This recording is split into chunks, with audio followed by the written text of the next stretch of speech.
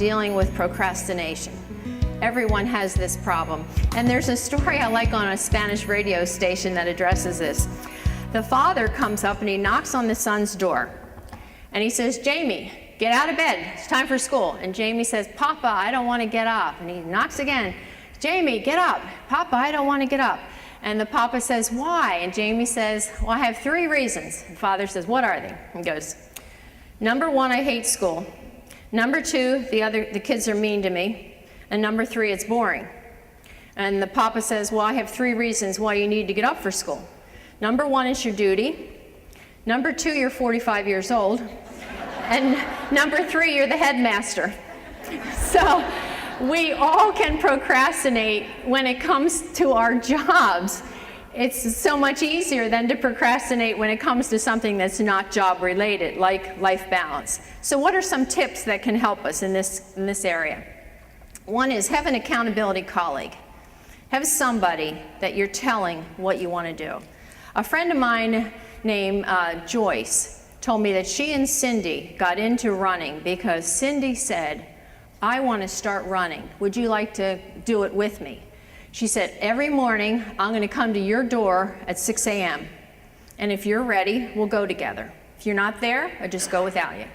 That accountability got the 2 of them up and running, and now they've enjoyed running their entire lives. So having that accountability colleague. Here's my one daughter and myself, she was in Oregon for a year, I was in Pennsylvania. We decided we were going to run a half marathon together out in Oregon. Now, Brian talked about his half marathon the other day and how it's a lonely experience. It is a lonely experience, but what's fun is if you're training with someone else as an accountability colleague, that part is fun.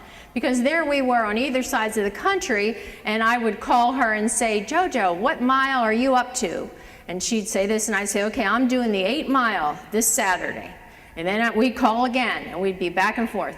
Well, 1 week before the race, my daughter calls me, and she said, you know, Mom, I don't even think I should do the race. She goes, I'm just really not good. And I said, why? And she said, I just did a 10-mile race, and I came in last. I said, well, you weren't really last. And she said, yeah, the ambulance was right behind me. So I said, well, you are not backing out. I have my plane ticket, I'm coming. So I flew into Oregon, we did the race. Now we started together, we didn't run together, but we both finished the race. And that was so much fun having an accountability colleague for something like that. Here's a great example to do something with your friends. Put out what RFP, request for participation. So you tell people like in your healthcare center, hey, there's a run for the heart or something, let's all sign up. You get everybody to commit to signing up, then all of a sudden people have a goal, everybody shows up. Then you find that while you're getting ready for this, all of a sudden you're eating a little better because now I'm an athlete, I'm in training. Now there's a story I like of a young bride, an engaged woman who's getting married, and so she's a future bride, and she says to her dad, Dad, I'd really like you to look great in your tux at my wedding. Now, you're a little heavy around the middle, so I'd like to see if you can lose that so you look a little better in the wedding pictures. So Mike realizes he has a problem, and he knows what he needs to get rid of, what not to do.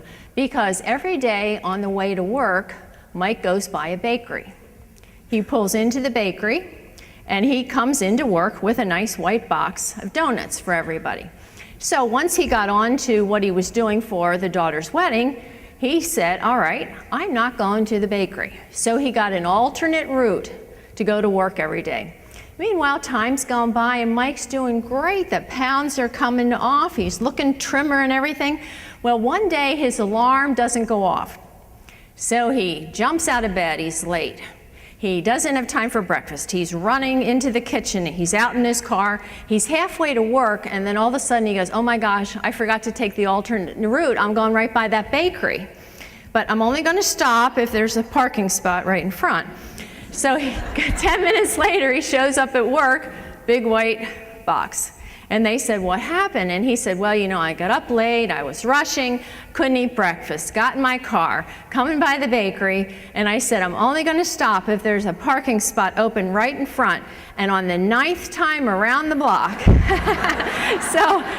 So Mike, we all are Mike in some way. We all have a bakery story. There's something that we know we should decide not to do in our lives. We get on the right track and we fall off. We just have to get right back on.